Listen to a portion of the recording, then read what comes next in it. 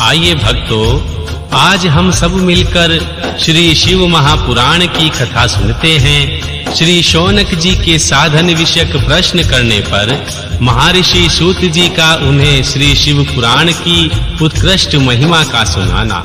श्री शौनक जी ने पूछा, महाज्ञानी सूत जी, आप संपूर्ण सिद्धांतों के ज्ञाता हैं। प्रभु मुझसे पुराणों की कथाओं के सारत्व का विशेष रूप से वर्णन कीजिए।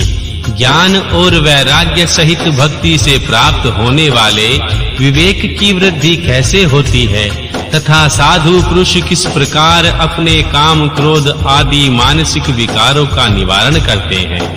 इस घोर कली काल में जीव प्राय आसुर स्वभाव के हो गए हैं। उस जीव समुदाय को शुद्ध बनाने के लिए सर्वश्रेष्ठ उपाय क्या है? आप इस समय मुझे ऐसा कोई शाश्वत साधन बताइए जो कल्याणकारी वस्तुओं में भी सबसे उत्कृष्ट एवं परम मंगलकारी हो।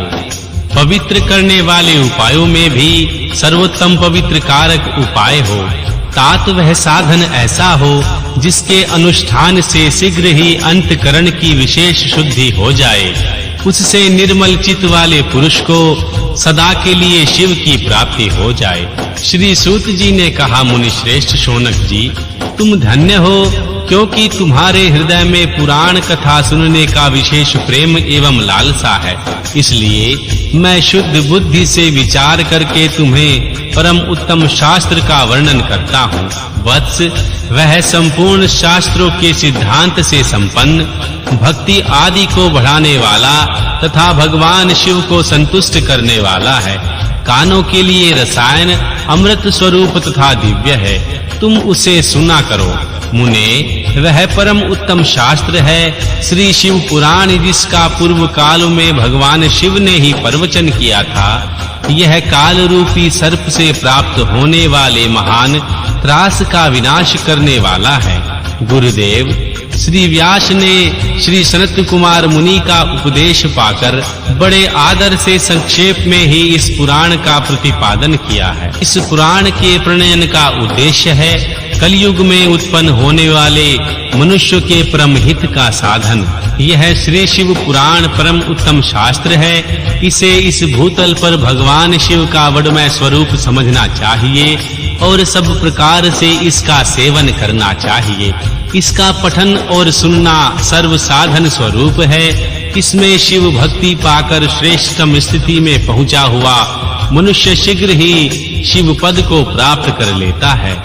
इसलिए संपूर्ण यत्न करके मनुष्यों ने इस पुराण की पढ़ने की इच्छा की है अथवा इसके अध्ययन को अभिष्ट साधन माना गया है। इसी तरह इसका प्रेम पूर्वक सुनना भी संपूर्ण मनोवांछित फलों को देने वाला है। भगवान शिव के इस पुराण को सुनने से मनुष्य सब पापों से मुक्त हो जाता है तथा इस जीवन में बड़े-बड़े उत्कृष्ट भोगों का उपभोग करके अंत में शिवलोक को प्राप्त कर लेता है। यह श्री शिव पुराण नामक ग्रंथ 24,000 श्लोकों से युक्त है। इसकी 7 संहिताएं हैं। मनुष्य को चाहिए कि वह भक्ति, ज्ञान और वैराग्य से संपन्न होकर बड़े आदर से इसको सुने। 7 संहिताओं से युक्त यह श्री दिव्य शिव पुराण पार ब्रह्मा परमात्मा के समान विराजमान है और सबसे उत्कृष्ट गति प्रदान करने वाला है। जो निरंतर अनुसंधान पूर्वक इस श्री शिव पुराण को वाचता अथवा नित्य प्रेम पूर्वक इसका पाठ मात्र करता है, वह पुण्य आत्मा है। इसमें कोई संशय नहीं है। जो उत्तम बुद्धि वाला पुरुष अंत काल में भक्ति पूर्वक इस पुराण को सुनता है, उस पर अत्यंत प्रसन्न हुए भगवान महेश्वर उसे अपने पद धाम प्राप्त कर देते हैं। जो प्रतिदिन आदर पूर्वक इस श्री शिव पुराण का पूजन करता है, वह इस संसार में संपूर्ण भोगों को भोग कर अंत में भगवान शिव के पद को प्राप्त कर लेता है। जो प्रतिदिन आलस्य रहित होकर रेशमी वस्त्र आदि के वेष्टन से इस श्री शिव पुराण का सत्कार करता है, वह सदा सुखी होता है। वह शिव पुराण निर्मल तथा भगवान शिव का सर्वस्व है। जो इस लोक और परलोक में भी सुख चाहता हो, उसे आदर के साथ प्रयत्न पूर्वक इसका सेवन करना चाहिए। यह निर्मल एवं उत्तम श्री शिव पुराण धर्म, अर्थ, काम और मोक्ष रूप चारों पुरुषार्थों को देने वाला है। अतः सदा प्रेम पूर्वक इसको सुनना चाहिए और इसका पाठ करना चाहिए। अध्याय 1 श्री शिव पुराण के सुनने से देवराज को शिवलोक की प्राप्ति तथा चंचुला का पाप से भय एवं संसार से वैराग्य।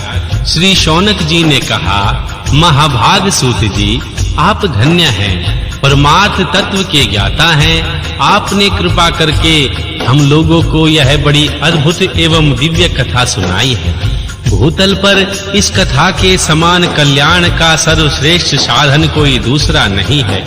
यह बात आज हमने आपकी कृपा से निश्चय पूर्वक समझ ली है। श्री सूत जी, कलयुग में इस कथा के द्वारा कौन-कौन से पापी शुद्ध होते हैं, उन्हें कृपा पूर्वक बताइए, इस जगत को कृतार्थ कीजिए।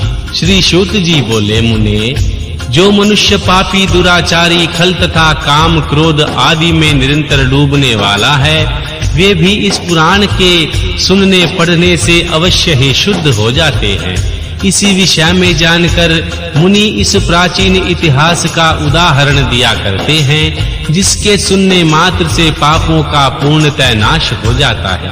पहले की बात है, कहीं किरातों के नगर में एक ब्राह्मण रहता था, जो ज्ञान में अत्यंत दुर्बल, दरिद्र, रस बेचने वाला तथा वैदिक धर्म से विमुख था। वह स्नान, संध्या आदि कर्मों से भ्रष्ट हो गया था और वैश्यवृत्ति में तत्पर रहता था। उसका नाम था देवराज। वह अपने ऊपर विश्वास करने वाले लोगों को ठगा करता था। उसने ब्राह्मणों, क्षत्रियों, वैश्यों, शूद्रों तथा दूसरों को भी अनेक बहानों से मारकर उनका धन हड़प लिया करता था, परंतु उस पापी का थोड़ा सा भी धन कभी धर्म के काम में नहीं लगा था। वह वेश्यागामी तथा सब प्रकार से आचार भ्रष्ट था। एक दिन घूमता घामता वह देव योग से प्रतिष्ठानपुर झूसी प्रयाग में जा पहुंचा। वहां उसने एक शिवालय देखा, जहां बहुत से साधु महात्मा एकत्रित हुए थे। देवराज उस शिवालय में ठहर गया, किंतु वहां उस ब्राह्मण को बुखार आ गया। उस बुखार से उसको बड़ी पीड़ा होने लगी। वहां एक ब्राह्मण देवता श्री शिव पुराण की कथा सुना रहे थे। बुखार में पड़ा हुआ देवराज ब्राह्मण के मुखार बिंद से निकली हुई उस श्री शिव कथा को निरंतर सुनता रहा। एक मास के बाद वह बुखार से अत्यंत पीड़ित होकर चल बसा। यमराज के दूत आए और उसे पाशों में बांधकर बलपूर्वक यमपुरी ले गए। इतने में ही श्री शिवलोक से भगवान शिव के पार्षद गण आ गए और उनके गौर अंग कर्पूर के समान उज्जवल थे, हाथ त्रिशूल से सुशोभित हो रहे थे। उनके संपूर्ण अंग भस्म से उद्भासित थे और रुद्राक्ष की मालाएं उनके शरीर की शोभा बढ़ा रही थी।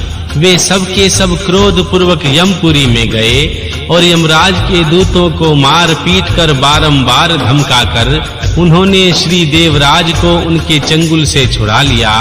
अत्यंत अद्भुत विमान पर बिठाकर जब वे शिवदूत कैलाश जाने को तैयार हुए, उस समय यमपुरी में बड़ा भारी कोलाहल मच गया।